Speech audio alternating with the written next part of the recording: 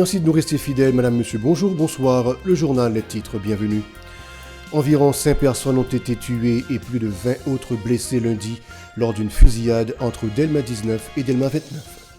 Le gouvernement a annoncé lundi la réouverture du tribunal de première instance de Port-au-Prince ainsi que la création de 2 pôles judiciaires en vue de renforcer le système judiciaire du pays. Le CEP a organisé lundi un atelier d'échange avec les membres de la société civile pour informer la population des avancées sur le processus référendaire en vue de l'organisation des élections. La crise sécuritaire en Haïti sera au cœur des discussions prévues cette semaine en Jamaïque entre le secrétaire d'État américain Marco Rubio et les représentants des pays membres de la CARICOM. Le juge de paix de Saint-Marc, Jacques Édouard, a été blessé par balle lors d'une opération policière menée le samedi 22 mars. En Dominicanie, une opération policière a conduit à l'arrestation de 2 individus, Winston Santos et Yerson Figueiredo, ainsi qu'à la saisie de plus de 15 armes et de nombreuses munitions. Restez avec nous pour le développement. De retour, comme annoncé en titre, des membres de la coalition Vivre Ensemble ont ouvert le feu lundi matin entre Delma 19 et Delma 29. Lors de cette fusillade, au moins 5 personnes ont été tuées et plus de 25 autres ont été blessées. De l'autre côté, des bandits armés ont saccagé le sous-commissariat de Terre-Rouge avant d'incendier plusieurs véhicules stationnés aux alentours.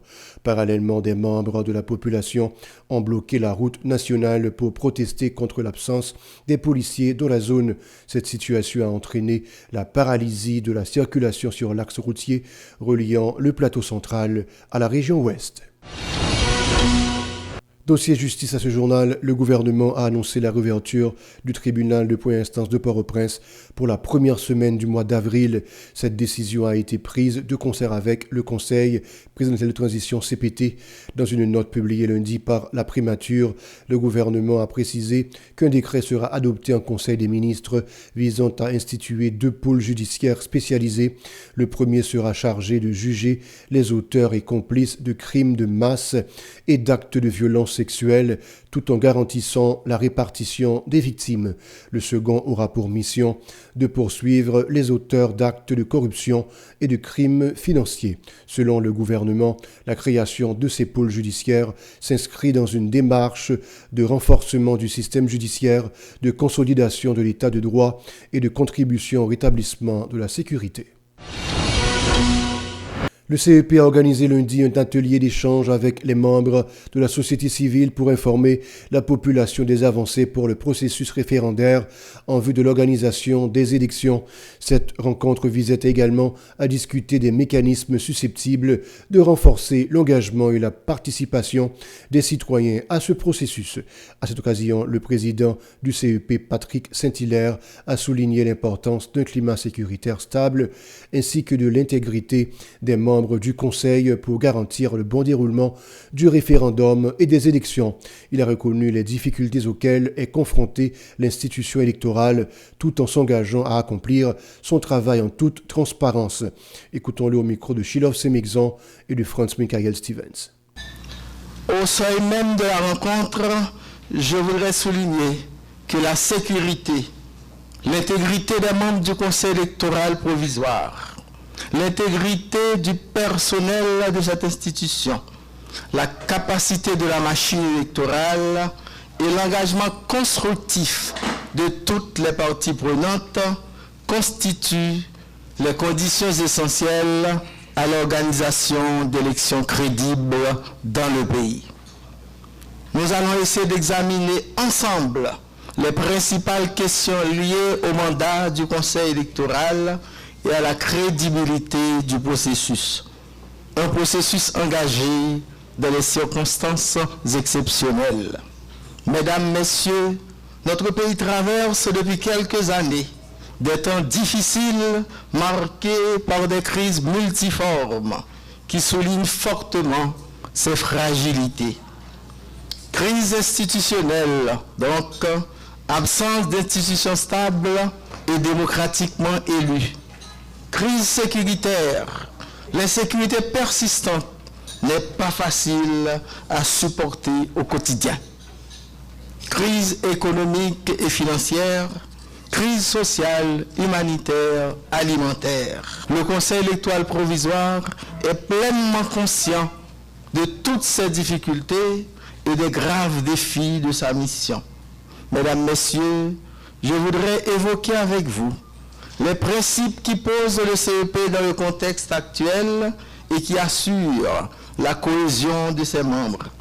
Nous avons juré de nous acquitter de notre tâche avec dignité, impartialité, indépendance, patriotisme, entre autres principes constitutionnels. Plus loin, le Conseil électoral a également indiqué que des mesures avaient été prises pour évaluer et renforcer techniquement le CEP.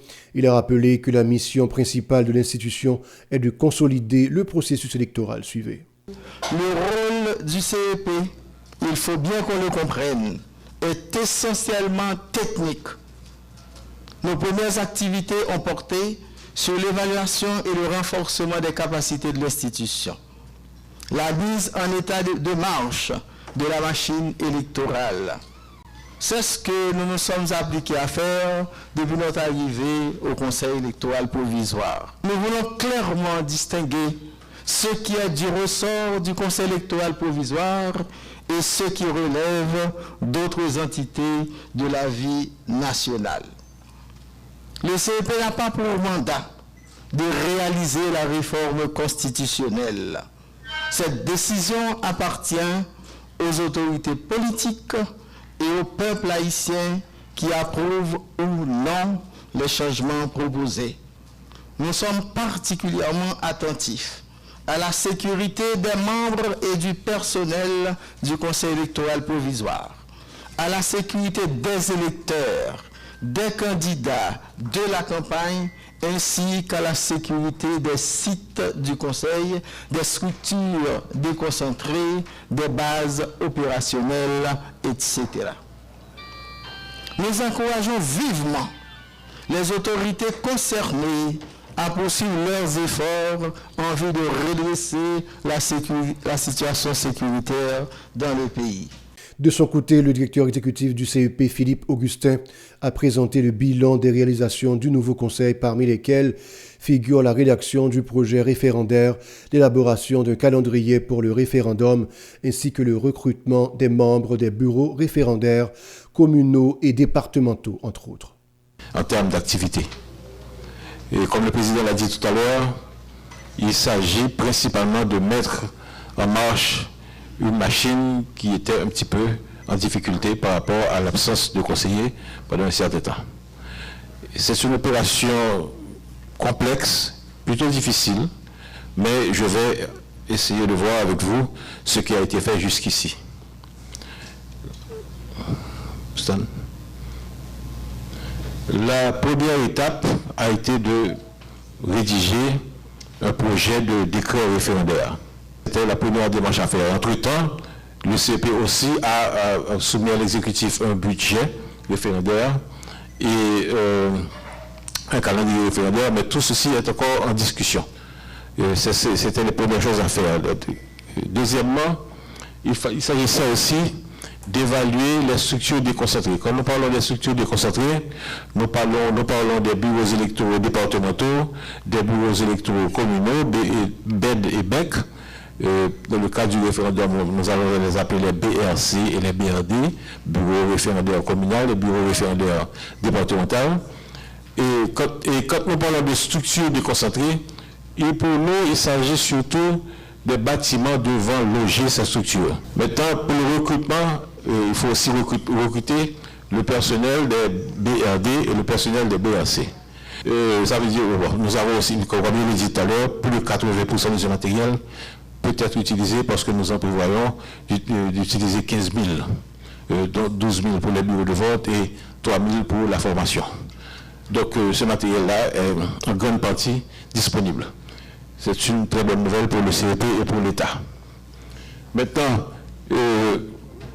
L'Organisation sociale de dépression et solutions SOSDES a organisé une conférence de débat autour du thème « Dépression, maladie du siècle ». Cet événement a réuni plusieurs psychologues et travailleurs sociaux pour débattre des causes de la dépression et d'explorer les solutions envisageables. La présidente de la Fondation, Angie Michel, a souligné l'impact de la situation sécuritaire précaire sur la santé mentale de la population. Elle a affirmé que la tenue d'une campagne visant à sensibiliser sur le comportement adopté pour prévenir la dépression est essentielle. Écoutons ses propos au micro du Aspin Sanon et de Mme Carmel Auguste. Une organisation qui a aidé la population qui a souffert avec dépression. Dépression, nous connaissons une maladie qui est capable d'être tabou pour un peu l'homme. Mais nous connaissons un pays, nous faisons face avec des crises, banditisme, violence, tout ça. Donc, SOS Dépression, c'est solution. Je dis à nous, bibliothèque tendue, si tu avais joué, pour nous être capable de parler de sujets dans le terme dépression, la maladie du siècle. Une conférence qui engage des psychologues, des coachs en développement personnel et des travailleurs sociaux. Alors, c'est pas une première activité sociale que nous organisons, mais c'est quasiment un premier rassemblement physique que SODES fait. Okay? Mais nous sommes habitués à faire des conférences déjà, mais c'est en ligne. C'est en ligne qu'on est habitué à faire. Normalement, SODES n'est pas capable d'être indifférent face à la situation que la population a vécue. Face à la situation que les confrères nous a vécu. Nous faisons preuve d'empathie. Et que la population qui a enduré une situation difficile dans ce moment, SODES là, SODES engagé pour nous. Pour le côté support, il n'y a pas de gens qui sont capables de support moral, tout ça. Donc nous espérons que nous avons d'autres collaborateurs qui sont engagés ensemble avec SODES pour nous capables d'aider aux jeunes une assistance qui est vraiment satisfaisante. La psychologue Marie-Florie Sophia Janis a mis en avant les réactions appropriées face à cette maladie. Elle a également annoncé la tenue de nouvelles activités pour encourager la prévention au sein de la population. Suivez.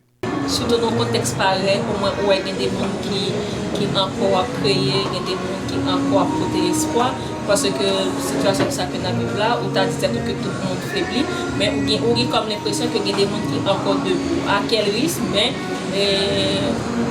peu importe ça à vivre, mais il y a toujours dit que faut nous camper, peut-être moins pour l'autre monde qui est entourage, parce que c'est vraiment intéressant ça, ce genre d'activité, initiative ça. Et pas chercher résistance face à ça dans la vie. Quand tu exemple de journée maintenant, et pas agir tant pour les questions face à vous. Parce que lorsque c'est le monde, il y a des bagages qui toujours arriver sur vous. Pas montrer que moi c'est fort, moi qui fait face et pas gagner arriver sur vous. Tout ça que vous vivez, arriver sur vous, quitter en marque. Peut-être que vous ne pouvez pas comprendre dans 1 an, 2 ans, mais quelque part, les quitter en marque. Donc lorsque nous sentons vraiment que nous vivons dans des situations où ça ne va pas demander d'aide. Parce qu'il y a des gens qui sont là pour ça, il y a des professionnels qui sont là pour ça. Pas dire que vous êtes résistant, vous pouvez arriver à gérer. Vous ne pouvez pas toujours arriver à gérer. Et lorsque vous ne pouvez pas arriver à gérer, vous dites ça ne pas fait de monde qui fait. Ça fait plutôt de monde qui est intelligent, qui comprend que vous ne qui pas aller et qui cherche aide pour ça. Apparemment, qui est assez intelligent pour tout le monde, supposé gagner dans une situation que nous vivons. Lorsque vous sentez besoin de couler, c'est couler même avec vos oies, c'est chercher aide, ça pas aller, pas toujours être campé en façade pour dire que tout va bien, tandis que rien ne va. C'est vraiment chercher aide. La première femme originaire d'Haïti élue au Congrès, Mia Love, a perdu la vie dimanche des suites d'un cancer du cerveau. Elle était congresswoman entre 2015 et 2019 sous le Parti républicain et représentait l'État d'Utah.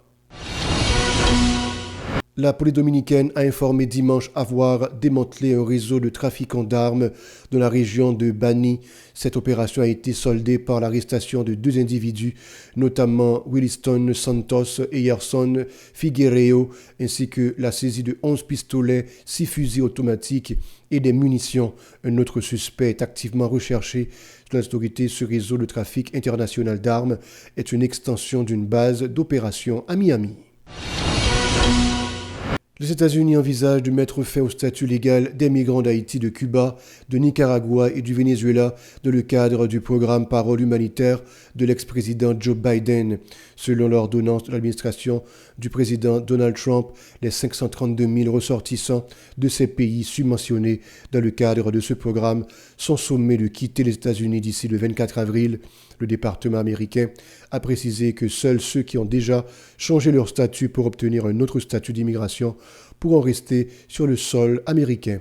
Dans le cas contraire, ils perdront leur protection légale 30 jours après la publication prévue pour mardi de cette nouvelle ordonnance dans le journal officiel du gouvernement fédéral des États-Unis. Voilà, c'est la fin du journal. Restez avec nous pour la suite de la programmation.